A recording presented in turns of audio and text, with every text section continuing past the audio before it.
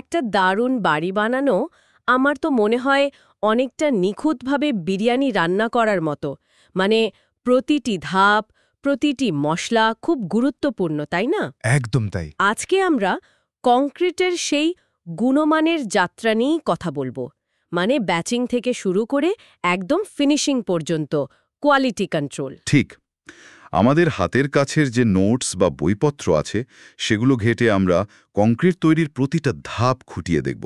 মানে patching, mixing, তারপর সেটাকে নিয়ে যাওয়া, ঢালা, কম্প্যাক্ট করা, জল দেওয়া মানে কিউরিং, ফিনিশিং, আর সাথে ফর্ম ওয়ার্ক, ওয়াটারপ্রুফিং আর কংক্রিটের জোড় বা জয়েন্টস, এইগুলো নিয়েও আলোচনা করব।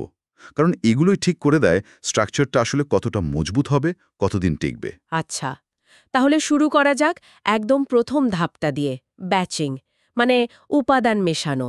এটা তো বললেন রান্নার মশলা মাপার মতো। হ্যাঁ, অনেকটা তাই। আর মশলার মতোই সঠিক অনুপাতে মেশানোটা খুব জরুরি। সোর্সগুলো তাই বলছে, ওজন করে মেশানো মানে ওয়ে ব্যাচিং আয়তন মেপে মেশানোর চেয়ে অনেক বেশি নির্ভুল। কেন, আয়তনে সমস্যাটা কোথায়? দেখুন, আয়তনটা বিশেষ করে বালির ক্ষেত্রে জলের পরিমাণের ওপর খুব নির্ভর করে। মানে ভেজা বালি বেশি জায়গা নেয়, তো আয়তনে মাপলে অনুপাতটা গণ্ডগোল হয়ে যেতে পারে। ওজন নিলে এই সমস্যাটা হয় না। ও আচ্ছা আচ্ছা। অনুপাত বিগড়ে গেলেই কিন্তু কংক্রিটের শক্তি, স্থায়িত্ব দুটোই কমে যায়। বিরিয়ানিতে নুন বা মশলা এদিক ওদিক হলে যেমন হয় আর কি। ঠিক। তাহলে এখানে মনে রাখার প্রশ্নটা হলো, সঠিক অনুপাতে উপাদান মেশানোটা কেন জরুরি? একদম। এরপর হলো মিক্সিং, মানে মেশানো। এখানে কিন্তু মেশানোর ক্রম বা সিকোয়েন্সটাও গুরুত্বপূর্ণ। সাধারণত অ্যাগ্রিগেট মানে পাথরকুচি, বালি এগুলো আগে দিয়ে তারপর সিমেন্ট মেশালে ভালো হয়। আর সময় কতক্ষণ মেশাতে হয়? সাধারণত 1.5 থেকে 2.5 মিনিট এমনভাবে মেশাতে হবে যাতে পুরো মিশ্রণটা মানে হোমোজিনিয়াস হয়, সব জায়গায় সমান। আচ্ছা, এই মেশানোর সময় বা সিকোয়েন্স যদি ঠিক না থাকে, তাহলে কনক্রিটের ঠিক কি সমস্যা হতে পারে? তাহলে ওই হোমোজিনিটিটা আসবে না, মানে মিশ্রণটা সব জায়গায় সমান হবে না। কোথাও সিমেন্ট বেশি, কোথাও জল কম, কোথাও অ্যাগ্রিগেট বেশি, ফলে কংক্রিটের শক্তিটাও সব জায়গায় সমান হবে না, মানে কিছু দুর্বল জায়গা তৈরি হয়ে যাবে। বুঝলাম।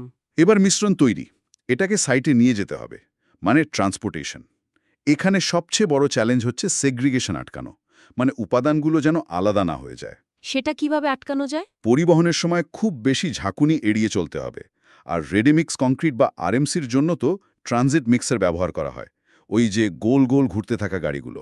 হ্যাঁ হ্যাঁ, দেখেছি। ওটা ঘুরতে থাকে বলেই উপাদানগুলো আলাদা হতে পারে না। তাহলে প্রশ্নটা হলো, পরিবহনের সময় কংক্রিটের গুণমান কিভাবে ধরে রাখা যায়? ঠিক। সাইটে পৌঁছানোর পর তো প্লেসিং বা ঢালাই। হ্যাঁ, ছাঁচের মধ্যে কংক্রিটটা সাবধানে ফেলতে হবে। খুব বেশি উঁচু থেকে ফেললে কিন্তু এই সেগ্রিগেশন আবার হতে পারে, ভারী পাথরকুচিগুলো নিচে থিতিয়ে পড়বে। ও, তাহলে যতটা সম্ভব কম উচ্চতা থেকে ফেলতে হবে। আর কলম বা দেওয়ালের মতো লম্বা স্ট্রাকচারের জন্য ট্রেমি পাইপ ব্যবহার করা খুব ভালো। পাইপের মধ্যে দিয়ে কংক্রিটটা সরাসরি নিচে চলে যায়, ধাক্কা লাগে না। আচ্ছা, তাহলে কংক্রিট ঢালাইয়ের সময় কি কি সতর্কতা নেওয়া উচিত? এটাও একটা জরুরি পয়েন্ট। অবশ্যই। এরপর আসছে কম্প্যাকশন, দৃঢ়ীকরণ। এটা তো খুব গুরুত্বপূর্ণ শুনেছি। খুবই গুরুত্বপূর্ণ। এটা অনেকটা কেক বানানোর সময় যেমন টিনটাকে ট্যাপ করে বাবলস বের করে দেওয়া হয়, সেরকম কংক্রিটের ভেতর থেকে বাতাসের পকেট বা ভয়েডস বের করে দেওয়া। কিভাবে করা হয়? হাতেও করা যায়, রড দিয়ে খুঁচিয়ে, তবে ভালো হলো যন্ত্রের সাহায্যে, যেমন নিডল ভাইব্রেটর। ওটা কংক্রিটের ভেতরে ঢুকিয়ে ভাইব্রেট করলে ভেতরের বাতাস বেরিয়ে যায় আর কংক্রিটটা ঘন হয়ে বসে যায়। এটা ঠিকমতো না করলে কি ক্ষতি? মানে পুরো স্ট্রাকচারটাই ভেতর থেকে দুর্বল হয়ে পড়ে, অনেকটা উই পোকা লাগার মতো ব্যাপার। তাই মনে রাখতে হবে, কম্প্যাকশন ঠিকমতো না হলে কংক্রিটের ভেতরে কি লুকানো বিপদ তৈরি হতে পারে। আচ্ছা, এরপর কিউরিং মানে জল দেওয়া। এটা নিয়ে তো অনেকের অনেক ভুল ধারণা আছে। কেউ ভাবে তাড়াতাড়ি শুকিয়ে গেলেই ভালো। এটা মারাত্মক ভুল ধারণা। কিউরিং বা জল দিয়ে ভিজিয়ে রাখাটা কংক্রিটের শক্তি অর্জনের জন্য সবথেকে জরুরি ধাপগুলোর একটা।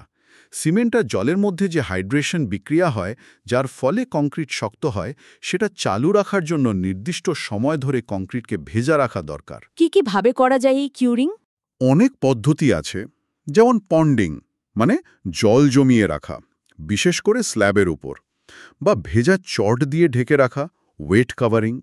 আবার মেমব্রেন কিউরিং আছে, যেখানে একটা পাতলা আস্তরণ দিয়ে বাষ্পীভবনটা আটকে দেওয়া হয়।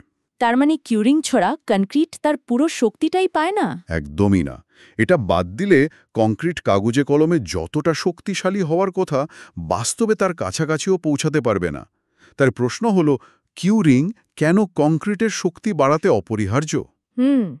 এরপর তো ফিনিশিং, মানে সারফেসটা মসৃণ করা। হ্যাঁ, ফিনিশিং। এটা হলো ফাইনাল টাচ।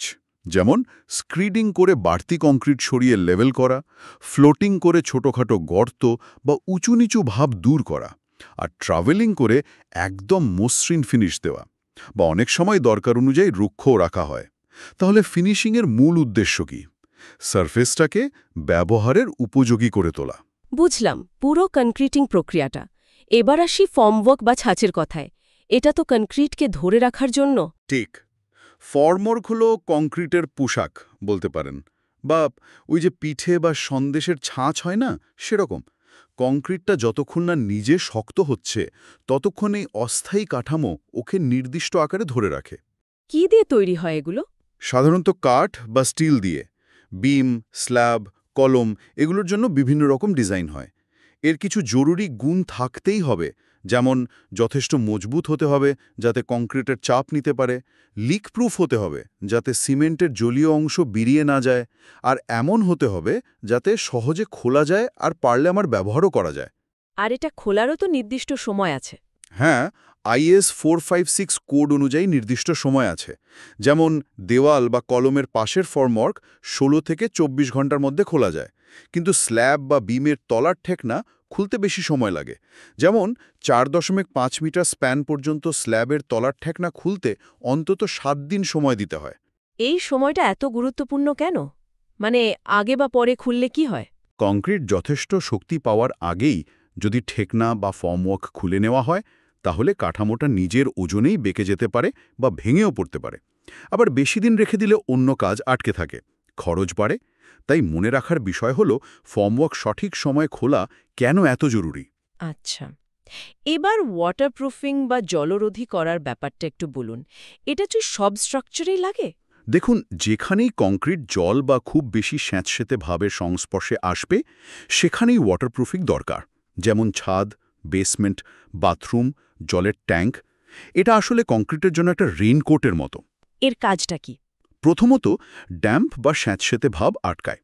দ্বিতীয়ত, জল ভেতরে ঢুকতে না পারলে ভেতরের রিইনফোর্সমেন্ট বা রডগুলোই মরচে ধরে না, ফলে স্ট্রাকচারের আয়ু অনেক বেড়ে যায়। কি কি পদ্ধতিতে করা হয়? কংক্রিট শক্ত হবার পর বাইরে থেকে একটা আস্তরণ বা প্রলেপ দেওয়া হয়, যেমন লিকুইড মেমব্রেন বা বিটুমিনের কোটিং। তাহলে প্রশ্ন হলো, ওয়াটারপ্রুফিংকে কেন কাঠামোর রক্ষা কবচ বলা যেতে পারে? একদম ঠিক। আমাদের শেষ বিষয় হলো জয়েন্টস বা জোড়। কংক্রিটের মতো একটা নিরেট জিনিসে আবার জোরের দরকার কেন? দরকার আছে, কারণ কংক্রিট তো তাপমাত্রা পরিবর্তনে বা লোডের কারণে কিছুটা সংকুচিত বা প্রসারিত হয়। এই যে মুভমেন্ট, এর জন্য যদি জায়গা না রাখা হয়, তাহলে কংক্রিটের মধ্যে অনিয়ন্ত্রিতভাবে ফাটল ধরে যায়। ও, যেমন রেল লাইনে বা ব্রিজে ফাঁক রাখা হয়? ঠিক ওই রকম। এগুলোকে বলে মুভমেন্ট জয়েন্ট। এর মধ্যে কন্ট্রাকশন জয়েন্ট আছে, এক্সপ্যানশন জয়েন্ট আছে। এছাড়া ধরুন একটা বড় কাজ একদিনে শেষ করা গেল না, যেখানে কাজ থামলো, সেখানে একটা কনস্ট্রাকশন জয়েন্ট তৈরি হয়। পরের দিন আবার সেখান থেকে কাজ শুরু করতে হয়। আচ্ছা, পুরনো আর নতুন কংক্রিট জোড়া দেওয়ার কি বিশেষ কোনো পদ্ধতি আছে? হ্যাঁ, পুরনো কংক্রিটের তলটাকে একটু রুক্ষ করে নিতে হয়, ভালো করে পরিষ্কার করতে হয়।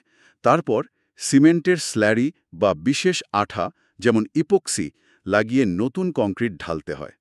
আর ওই জয়েন্টের ফাঁকগুলো ভরাট করার জন্য বিটুমেন বা বিভিন্ন ধরনের সিল্যান্ট ব্যবহার করা হয়। তাহলে শেষ প্রশ্ন হলো, কংক্রিটে এই পরিকল্পিত জোরগুলো দেওয়ার প্রয়োজন কেন হয়? দারুণভাবে বুঝলাম।